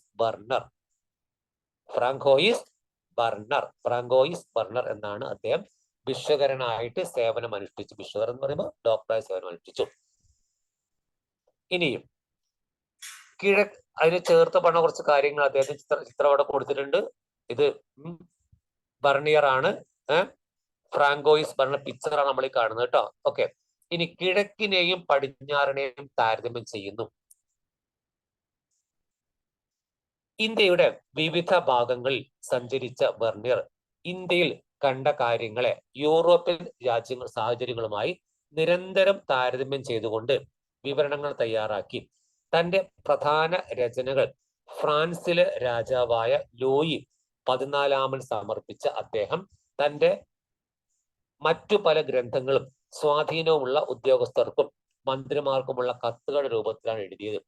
യഥാർത്ഥത്തിൽ ഓരോ കാര്യത്തിലും ഇന്ത്യയിൽ കണ്ട വസ്തുക്കളെ യൂറോപ്പിലുണ്ടായ മാറ്റങ്ങളുമായി താരതമ്യം ചെയ്യുമ്പോൾ തീർത്തും നിറമില്ലാത്തവ എന്ന അർത്ഥത്തിലാണ് ബർണിയർ വിവരിക്കുന്നത്. അപ്പൊ ഇന്ത്യയിൽ കണ്ട വസ്തുതകളെ നിറമില്ലാത്തവയാണ് എന്ന് വർണ്ണിച്ച സഞ്ചാരിയാണ് ആര്? Francois burner. ഫ്രാങ്കോയിസ് ബർണർ ആണ്. അദ്ദേഹം തന്റെ രചനകൾ സമർപ്പിച്ചത് ആർക്കാണ്? അന്നത്തെ ഭരണാധികാരിയായിരുന്ന ലൂയി 14 ലൂയി 14 സഞ്ചാര വിവരണം സമർപ്പിച്ച സഞ്ചാരിയാണ് ഫ്രാങ്കോയിസ് ബർണർ. ഫ്രാങ്കോയിസ് ബർണർ, ആ പേര് ഓർത്തിരിക്കുക, ഫ്രാങ്കോയിസ് ബർണർ. ഓക്കെ, അദ്ദേഹം നേരത്തെ പറഞ്ഞ പോലെ ഷാജഹാൻ ചക്രവർത്തിയുടെ മകനായ ദാരോഷുക്കോ രാജകുമാരന്റെ ഒരു ഡോക്ടർ എന്ന നിലയിലും സേവനം അനുഷ്ഠിച്ച വ്യക്തിയാണ് ആര്? Francois burner. പിന്നെ നോക്കൂ, ഇദ്ദേഹത്തെ കുറിച്ച് പറയുമ്പോൾ ഒരു പ്രധാനപ്പെട്ട സംഗതി എന്ന് പറയുന്നത് മുഗൾ സൈന്യത്തോടൊപ്പം സഞ്ചരിക്കുന്നു. ബർണർ പലപ്പോഴും സൈന്യത്തോടൊപ്പം സഞ്ചരിച്ചു. സൈന്യത്തിന്റെ കാശ്മീരിലേക്കുള്ള മുന്നേറ്റത്തെ കുറിച്ച് അദ്ദേഹത്തിന്റെ വിവരണത്തിൽ നിന്ന് വ്യക്തമാണ്. ഉദ്ധരണി പറയുന്നുണ്ട്. അതായത് അദ്ദേഹത്തെ കുറിച്ചപ്പോ അദ്ദേഹം ഇവിടെ വരുമ്പോൾ മുഗൾ ചക്രവർത്തിയായ ആരാണ്? ഷാജഹാൻ ചക്രവർത്തി ആയിരുന്നു. ആ ഷാജഹാൻ ചക്രവർത്തിയുടെ മകനായ ദാരോഷുക്കോ രാജകുമാരന്റെ ഒരു ഡോക്ടറായിട്ട് സേവനം അനുഷ്ഠിച്ച സഞ്ചാരിയാണ് ആര്? Francois burner. പിന്നെ യൂറോപ്യൻ സഞ്ചാരികളുടെ രചനകൾ അച്ചടിക്കുകയും പ്രചരിക്കുകയും ചെയ്തതോടെ യൂറോപ്യർക്കിടയിൽ ഇന്ത്യയെക്കുറിച്ചുള്ള ഒരു പ്രതിച്ഛായ രൂപപ്പെടുന്നതിന് സഹായകമായി. പിന്നീട് 1750 ശേഷം ഇന്ത്യക്കാരനായ ഷെയ്ഖ് ഇത്തിസാമുദ്ദീൻ, മിർസ അബു താലിബ് തുടങ്ങിയവർ യൂറോപ്പ് സന്ദർശിച്ചപ്പോൾ തങ്ങളുടെ സമൂഹത്തെക്കുറിച്ച് യൂറോപ്യന്മാർക്കുണ്ടായിരുന്ന ഈ പ്രതിച്ഛായ അവർ അഭിമുഖീകരിക്കുകയും അതിന് തങ്ങളുടേതായ വ്യാഖ്യാനങ്ങൾ നൽകിക്കൊണ്ട് സ്വാധീനിക്കാൻ ശ്രമിക്കുകയും ചെയ്തു. അപ്പോൾ യൂറോപ്യന്മാരുടെ കൃതികൾ, ഈ സഞ്ചാര കൃതികൾ യൂറോപ്പിൽ സ്വാധീനം ഉണ്ടാക്കി എന്നാണ്. അതുപോലെ തന്നെ 1750 ശേഷം യൂറോപ്പ് സന്ദർശിച്ച ഇന്ത്യക്കാർ ഷെയ്ഖ് ഇത്തിസാമുദ്ദീൻ, 2 മിർസ അബു താലിബ്. ഷെയ്ഖ് ഇത്തിസാമുദ്ദീനും മിർസ അബു താലിബ്, അല്ലെ? ഓക്കെ, പിന്നെ നോക്കൂ, 1671 കാലഘട്ടത്തിൽ ഫ്രാൻസിൽ ബർണിയറുടെ ഗ്രന്ഥങ്ങൾ പ്രസിദ്ധീകരിക്കപ്പെട്ടു. അടുത്ത 5 വർഷങ്ങൾക്കുള്ളിൽ അവ ഇംഗ്ലീഷ്, ഡച്ച്, ജർമ്മൻ, ഇറ്റാലിയൻ എന്നീ ഭാഷകളിലേക്ക് വിവർത്തനം ചെയ്യപ്പെട്ടു. 1670 1725 ഇടയിൽ അദ്ദേഹത്തിന്റെ വിവരണം 8 തവണ ഫ്രഞ്ച് ഭാഷയിലും 1684 ആവുമ്പോഴേക്കും 3 പ്രാവശ്യം ഇംഗ്ലീഷിലും പുനഃപ്രസിദ്ധീകരിച്ചു. ഇത് അറബി, പേർഷ്യൻ ഭാഷകളിൽ എഴുതിയ വിവരണങ്ങളുടെ കാര്യത്തിൽ തീർത്തും വിരുദ്ധമായിരുന്നു. കൈയെഴുത്ത് പ്രതികളായി പ്രചാരത്തിലിരുന്ന ഇവ 1800-കൾക്ക് മുമ്പ് പ്രസിദ്ധീകരിക്കപ്പെട്ടിട്ടേ ഇല്ലായിരുന്നു. ഈ ബർണിയറുടെ അഥവാ നേരത്തെ പറഞ്ഞ ഫ്രാങ്കോയിസ് ബർണിയറുടെ ഗ്രന്ഥങ്ങൾ പ്രസിദ്ധീകരിച്ച കാലഘട്ടം 1670-71. അതുപോലെ തന്നെ അദ്ദേഹത്തിന്റെ ബർണിയറുടെ ഗ്രന്ഥങ്ങൾ തർജ്ജമ ചെയ്യപ്പെട്ട ഭാഷകൾ ഏത്? English, Dutch, German, Italian. അതുപോലെ 1800-കൾക്ക് മുമ്പ് പ്രസിദ്ധീകരിക്കപ്പെട്ടിട്ടില്ലാത്ത ഗ്രന്ഥങ്ങൾ എഴുതിയ സഞ്ചാരിയാര്? ഉത്തരം ഫ്രാങ്കോയിസ് ബർണർ. ഫ്രാങ്കോയിസ് ബർണർ ആരുടെ വിശ്വകരൻ അഥവാ ഡോക്ടർ ആയിരുന്നു? അത് മുഗൾ ചക്രവർത്തിയായ ഷാജഹാൻ ചക്രവർത്തിയുടെ മകനായ ദാരോ ഷുപ്പാവ് രാജകുമാരന്റെ. ഇനി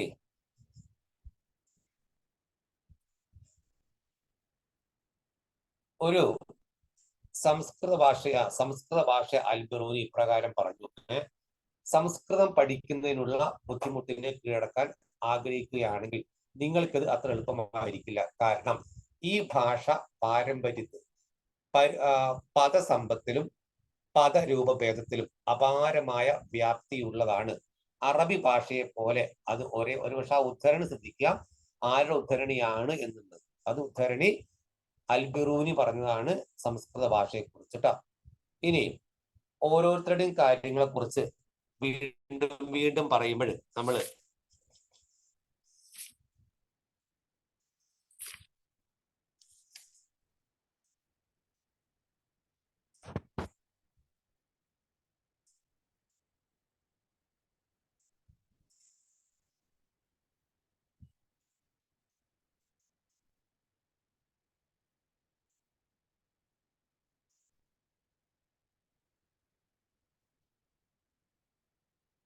ആദ്യം നോക്കൂ, അൽബിറൂനിയും സംസ്കൃത പാരമ്പര്യവും.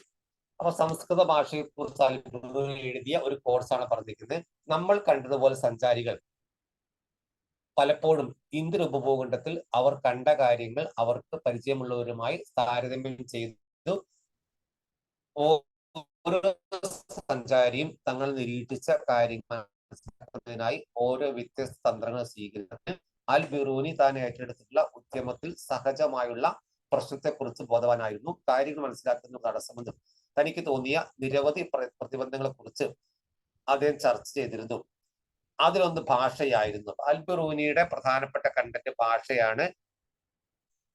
അതുപോലെ അദ്ദേഹത്തിന് പുരാണങ്ങളിൽ, പ്രത്യേകിച്ച് ഭഗവത്ഗീത, പതഞ്ജലിയുടെ ഗ്രന്ഥങ്ങളിലൊക്കെ അവഗാഹം നേടിയ അദ്ദേഹം അതിലൂടെയാണ് ഇന്ത്യൻ സമൂഹത്തെ കുറിച്ചുള്ള വ്യക്തമായ ചിത്രം ലഭിച്ചത്. വ്യവസ്ഥയെ കുറിച്ചുള്ള അൽബിറൂനിയുടെ വിവരണം. അൽബിറൂനിയെ കുറിച്ച് പറയുമ്പോൾ അദ്ദേഹത്തിന്റെ ജാതി വ്യവസ്ഥയെ കുറിച്ചുള്ള അദ്ദേഹത്തിന്റെ കോൺസെപ്റ്റ് വളരെ ഇമ്പോർട്ടന്റ് ആണ്. അൽബിറൂനിയെ കുറിച്ച്, അതായത് മറ്റ് സമൂഹങ്ങളിലെ സമാനമായ ഘടകങ്ങളെ അന്വേഷിച്ചുകൊണ്ടാണ് അൽബിറൂനി ജാതി വ്യവസ്ഥയെ വിശദീകരിക്കാൻ ശ്രമിച്ചത്. പ്രാചീന പേർഷ്യയിൽ 4 സാമൂഹിക വിഭാഗങ്ങൾ നിലനിന്നതായി അദ്ദേഹം രേഖപ്പെടുത്തി. അവ പ്രഭുക്കന്മാരും രാജകുമാരന്മാരും സന്യാസിമാരും പുരോഹിതന്മാരും അഭിഭാഷകരും ഭിക്ഷകരും ജ്യോതിശാസ്ത്ര പണ്ഡിതരും മറ്റു ശാസ്ത്രജ്ഞന്മാരും പിന്നെ കർഷകരും കൈത്തൊഴിലാളികളും ആയ 4 എസ്റ്റേറ്റും പ്രധാനമായിട്ടും പേർഷ്യൻ ഭാഷയിലുള്ള 4 വിഭാഗങ്ങൾ. അത് ഇസ്ലാമിൽ അങ്ങനെയില്ല, ഇസ്ലാമിൽ അങ്ങനെ വിവേചനമില്ല എന്ന് പറഞ്ഞുകൊണ്ട് അദ്ദേഹത്തിന് മറ്റു ജാതിയിലെ മറ്റ് സമുദായങ്ങളിലെ ജാതി വ്യവസ്ഥയെ കുറിച്ച് പറഞ്ഞു.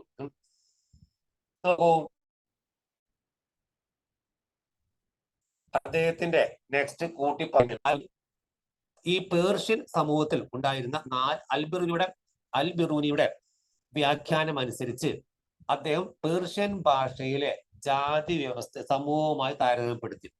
പേർഷ്യൻ ഭാഷ ഉണ്ടായിരുന്ന 4 സമൂഹങ്ങൾ: ഒന്ന് നെറ്റികളും രാജകുമാരന്മാരും,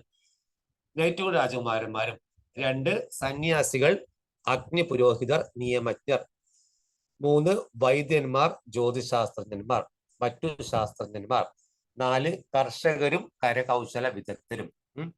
അന്നത്തെ കാലത്തുള്ള പേർഷ്യൻ സമൂഹത്തിലെ 4 വിഭാഗക്കാരെ കുറിച്ചാണ് പറഞ്ഞത്. ഈ 4 വിഭാഗത്തെ അദ്ദേഹം കമ്പയർ ചെയ്ത് ഇന്ത്യയിലെ ജാതി വ്യവസ്ഥയെ കുറിച്ച് കമ്പയർ ചെയ്തത്. പിന്നെ നോക്കൂ, ജാതി വ്യവസ്ഥ സംബന്ധിച്ച് ബ്രാഹ്മണരുടെ വിശദീകരണത്തെ സ്വീകരിച്ച അൽബിറൂനി അയിത്തം എന്ന ആശയത്തോട് യോജിച്ചില്ല. ഓക്കെ, അയിത്തം എന്ന ആശയത്തോട് യോജിക്കാത്ത സഞ്ചാരിയാണ് അൽബിറൂനി എന്നാലോചിക്കുക. പിന്നെ വർണ്ണ വ്യവസ്ഥ, കോഡ്സുകൾ പുതുതായിട്ട് ചോദിക്കാറുണ്ട്, ഉദ്ധരണി ആരാന്നുള്ളത്.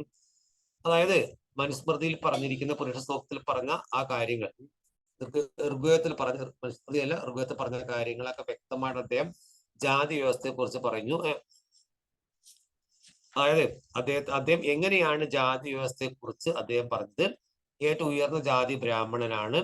ബ്രാഹ്മണ ശിരസിൽ നിന്നാണ് ബ്രഹ്മന്റെ നമുക്കറിയാമായിരിക്കും ജാതി വ്യവസ്ഥയെ പറഞ്ഞിരിക്കുന്ന, വർണ്ണ വ്യവസ്ഥയെ പറഞ്ഞിരിക്കുന്ന ബ്രഹ്മാവിന് ശിരസിൽ നിന്ന് ബ്രാഹ്മണർ, കൈകളിൽ നിന്ന് ക്ഷത്രിയർ, തുടകളിൽ നിന്ന് വൈശ്യർ, കാൽപാദങ്ങളിൽ നിന്ന് ശൂദ്രർ, അല്ലെ? ആ ഒരു കോൺസെപ്റ്റ് അദ്ദേഹം പഠിച്ചു. കൃത്യമായിട്ട് പഠിച്ച മനസ്സിലാക്കിയ വ്യക്തിയാണ് അദ്ദേഹം. ഇത് മാത്രമല്ല, ഈ പറഞ്ഞ, അതായത് അദ്ദേഹം പറഞ്ഞ ശൂദ്രനും വൈശ്യരും അവർ തമ്മിൽ വലിയ അകലം, പലപ്പോഴും അവരുടെ കൂടെ ഒരുമിച്ച് താമസിക്കുന്ന താമസിക്കാണ്ട് ബ്രാഹ്മണരാണ് ഏറ്റവും ശ്രേഷ്ഠം എന്നുള്ള കൃത്യമായ കണക്ക് അദ്ദേഹത്തിന് അറിയാം. ആർക്കറിയാം? അൽ-ബിറൂനിക്ക് അറിയാം. പിന്നെ നമ്മൾ കണ്ടതുപോലെ ജാതി വ്യവസ്ഥ സംബന്ധിച്ച് അൽ-ബിറൂനി വിവരണം സംസ്കൃത ഗ്രന്ഥങ്ങളുടെ പഠനത്തിൽ അഗാധമായി സ്വാധീനിക്കപ്പെട്ടിരുന്നു. ഈ ഗ്രന്ഥങ്ങൾ തന്നെയാണ് ജാതി വ്യവസ്ഥയെ സംബന്ധിച്ച നിയമങ്ങളെ ബ്രാഹ്മണരുടെ കാഴ്ചപ്പാടിലൂടെ പ്രതിപാദിക്കുന്നതും. എന്നിരുന്നാലും യഥാർത്ഥ ജീവിതത്തിൽ ഈ സമ്പ്രദായം അത്രയ്ക്ക് കർക്കശമായിരുന്നില്ല. ഉദാഹരണത്തിന് അന്ത്യജന്മാർ, സമ്പ്രദായത്തിൽ പുറത്തു ജനിച്ചവർ എന്ന് നിർവചിക്കപ്പെട്ടവർ കർഷകർക്കും സെമീന്ദാർമാർക്കും തങ്ങളുടെ ചെലവ് കുറഞ്ഞ അധ്വാനം നൽകണമെന്നുണ്ടായിരുന്നു. മറ്റൊരു തരത്തിൽ പറഞ്ഞാൽ പലപ്പോഴും സാമൂഹികമായ അടിച്ചമർത്തലിന് വിധേയരാകുമ്പോൾ തന്നെ ഇക്കൂട്ടരെ സാമ്പത്തിക ശൃംഖലകൾക്കിടയിൽ ഉൾപ്പെട്ടിരുന്നു. അന്ത്യജന്മാർ എന്ന് പറയുന്നത് സമ്പ്രദായത്തിന് പുറത്ത് ജനിച്ചവർ. അതായത് വർണ്ണാശ്രമം കർക്കശമാണെങ്കിലും പലപ്പോഴും പ്രായോഗികമായിട്ട് അത് അത്ര വലിയ കർക്കശമായിരുന്നില്ല. അന്ത്യജന്മാർ ആര്? സമ്പ്രദായത്തിന് പുറത്ത് ജനിച്ചവരെയാണ് അന്ത്യജന്മാർ എന്ന് പറയുന്നത്. ഓക്കെ, ഇനി ഇതുമായിട്ട് ബന്ധപ്പെടുത്തി ഈ സഞ്ചാരികളുടെ കൃതികളുമായി ബന്ധപ്പെടുത്തി പറയേണ്ട അടുത്ത പ്രധാന സംഭവം നോക്കൂ. ഇബ്നു ബത്തൂത്തയും അറിയാത്തതിനെ കുറിച്ചുള്ള ആവേശവും. അതായത് ഈ സഞ്ചാരികള്, ഇബ്നു ബത്തൂത്ത 14-ാം നൂറ്റാണ്ട്, നമുക്കറിയാം 14-ാം നൂറ്റാണ്ടിലാണ് ഇന്ത്യയിൽ എത്തുമ്പോഴേക്കും ഇന്ത്യൻ ഉപഭൂഖണ്ഡം ആഗോള ഗതാഗത ശൃംഖലയുടെ ഭാഗമായിരുന്നു. ഈ നാം കണ്ടു കഴിഞ്ഞ പോലെ ഇബ്നു ബത്തൂത്ത തന്നെ ഈ പ്രദേശങ്ങളിൽ കൂടി വ്യാപകമായി സഞ്ചരിച്ചു. അദ്ദേഹം വിശുദ്ധ സങ്കേതം സന്ദർശിക്കുകയും പണ്ഡിതന്മാർക്കും ഭരണാധികാരികൾക്കും ഒപ്പം സമയം ചെലവഴിക്കുകയും ചെയ്തു. ഓക്കെ, അദ്ദേഹത്തെ കുറിച്ചുള്ള കാര്യങ്ങളാണ്. അതുപോലെ തന്നെ നാളികേരം, വെറ്റില, ഇദ്ദേഹത്തിന്റെ ഇബ്നു ബത്തൂത്തയെ കുറിച്ച് പറയുമ്പോഴുള്ള സംഭവങ്ങളാണ്. അതായത് അപരിചിത വസ്തുക്കളായ നാളികേരം, അതുപോലെ തന്നെ വെറ്റില, അത് കണ്ടപ്പോൾ മറ്റു സഞ്ചാരികളെ പോലെ തന്നെ ഇദ്ദേഹത്തിന് ഭയങ്കര ആവേശമായി. വെറ്റിലെ കുറിച്ചൊക്കെ ഇബ്നു ബത്തൂത്ത രസകരമായിട്ടുള്ള കുറെ കാര്യം പറഞ്ഞിട്ടുണ്ട്. ഈ വെറ്റിലെ കുറിച്ച് അദ്ദേഹം പറഞ്ഞിരിക്കുന്ന കാര്യങ്ങള്, ഒരു മുന്തിരി വൈൻ്റെ ആകൃതിയിലാണ് വെറ്റില കൃഷി ചെയ്യുന്നത്. വെറ്റില ഫലവൃക്ഷമല്ല, ഇലകൾക്ക് വേണ്ടി നടത്തുന്ന കൃഷിയാണ് എന്നൊക്കെ പറഞ്ഞു അദ്ദേഹം പ്രതിപാദിക്കുന്ന പ്രധാന കൃഷി, ഇബ്നു ബത്തൂത്ത പ്രതിപാദിക്കുന്ന പ്രധാന കൃഷി ഏത് എന്ന് വെച്ചാൽ വെറ്റില കൃഷിയാണ്. ഇലകൾക്ക് വേണ്ടി നടത്തുന്ന കൃഷി ഏത് എന്ന് ചോദിച്ചാൽ വെറ്റില കൃഷിയാണ്. അതിനെക്കുറിച്ച് പ്രതിപാദിക്കുന്ന വ്യക്തി ഇബ്നു ബത്തൂത്ത. ഓക്കെ, പിന്നെ ഈ നാളികേരത്തെ വിവരിച്ചിരിക്കുന്ന ഈന്തപ്പനൽ പോലെ കാണുന്ന വലിയൊരു സംഭവമാണ്. തേങ്ങയുടെ കായ്ക്ക് മനുഷ്യന്റെ ശിരസിനോളം വലിപ്പമുണ്ട്. നമുക്ക് രണ്ട് കണ്ണുകളും വായും പോലിരിക്കുന്ന ചെറുത് കാണാൻ കഴിയും. മാത്രമല്ല പച്ചയായിരിക്കും അതിന്റെ ഉൾഭാഗം, തലച്ചോറ് പോലെ കാണപ്പെടുന്നു, തലമുടി പോലെ തോന്നുന്നു, നാരുകൾ എന്നൊക്കെ പറഞ്ഞുകൊണ്ട് വളരെ രസകരമായിട്ട് ഇബ്നു ബത്തൂത്ത ഈ നാളികേരത്തെ കുറിച്ച്, തേങ്ങയെ കുറിച്ചും വർണ്ണിക്കുന്നുണ്ട്. അപ്പൊ അതൊക്കെ വർണ്ണിക്കുന്ന സഞ്ചാരി ആരാണെന്ന് ചോദിച്ചാൽ ഇബ്നു ബത്തൂത്തയാണ് എന്ന കാര്യവും ഓർത്തിരിക്കട്ടോ. ഓക്കെ, വെറ്റില കൃഷിയെ കുറിച്ച് പറഞ്ഞു, നാളികേരത്തെ കുറിച്ചൊക്കെ പറഞ്ഞ വ്യക്തിയാണ് ഇബ്നു ബത്തൂത്ത. അദ്ദേഹം കുറെ കാര്യം പറഞ്ഞിട്ടുണ്ട്. അതായത് നാളികേരത്തെ കുറിച്ചുള്ള ഇബ്നു ബത്തൂത്തയുടെ കോട്സ്, തെങ്ങുകൾ ഈന്തപ്പനകളെ പോലെയാണ് അദ്ദേഹം അഭിപ്രായപ്പെടുന്നു. ഒന്ന് കുരുവും മറ്റൊന്ന് പഴവും ഉൽപ്പാദിപ്പിക്കുന്നു എന്നതൊഴിച്ചാൽ അവ തമ്മിൽ യാതൊരു വ്യത്യാസവുമില്ല. ഈന്തപ്പന പോലെയാണ്. അതായത് ഈന്തപ്പന കുരുണ്ടാകുമ്പോൾ ഇത് കായുണ്ടാകുന്നു. നാളികേരത്തിന് മനുഷ്യന്റെ ശിരസ്സുമായിട്ട് ബന്ധമുണ്ട്. മനുഷ്യന്റെ ശിരസ്സുമായിട്ട് കമ്പയർ ചെയ്ത ഉൽപ്പന്നമാണ് നാളികേരം. ആര്യം? Ibnu Battuta.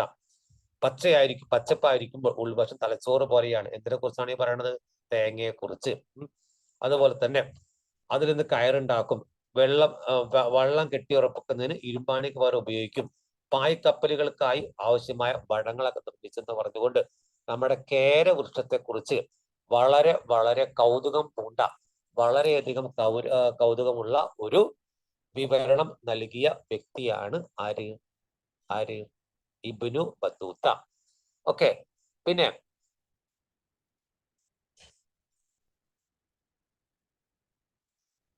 Ibnu Battuta Ibn ബത്തൂത്തയും Indian നഗരങ്ങളും. ഇബ്നു ബത്തൂത്ത ആവശ്യത്തിന് ഈ നമ്മളെ ഇന്ത്യൻ നഗരങ്ങൾക്ക് വ്യത്യസ്തമായ ഒരു സംഭവം കൊടുത്ത വ്യക്തിയാണ് ഇബ്നു ബത്തൂത്ത.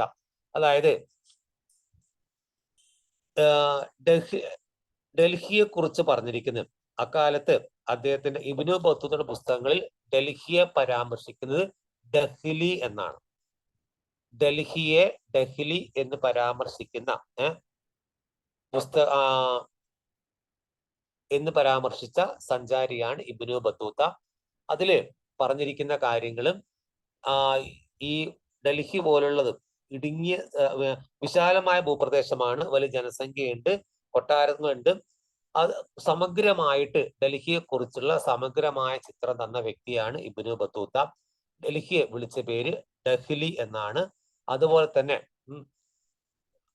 മഹാരാഷ്ട്ര, അതിന് പഴയ പേര് ദൗലത്താബാദ്. ആ ദൗലത്താബാദിന്റെ അവിടുത്തെ വർണ്ണനകളും അദ്ദേഹം നടത്തിയിട്ടുണ്ട്. ദൗലത്താബാദ് ഇപ്പോഴത്തെ മഹാരാഷ്ട്ര, അതുപോലെ തന്നെ ഡൽഹി ഇപ്പോഴത്തെ ഡൽഹി, അതിനെ കുറിച്ചൊക്കെ പരാമർശിച്ച സഞ്ചാരിയാണ് ഇബ്നു ബത്തൂത്ത. ഓക്കെ, ഇനി നമ്മള്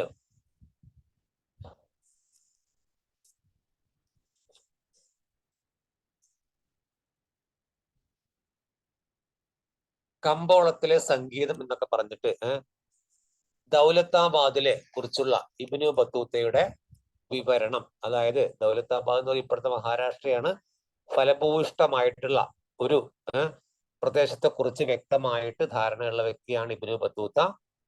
ഇപ്പോൾ നമ്മൾ ഇന്ന് ചർച്ച ചെയ്ത 3 സഞ്ചാരികൾ ആരൊക്കെയാണ്?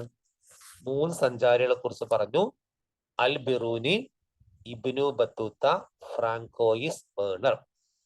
അൽ ബിറൂനി വന്നത് 11-ാം നൂറ്റാണ്ടിൽ. അദ്ദേഹം വന്ന എവിടെ നിന്നാണ്? ഉസ്ബെക്കിസ്ഥാനിൽ നിന്ന്. ഇബ്നു ബത്തൂത്ത വന്നത് 14-ാം നൂറ്റാണ്ടിൽ, വന്നിരിക്കുന്നത് വടക്ക് പടിഞ്ഞാറൻ ആഫ്രിക്കയിലെ മൊറോക്കോയിൽ നിന്ന്.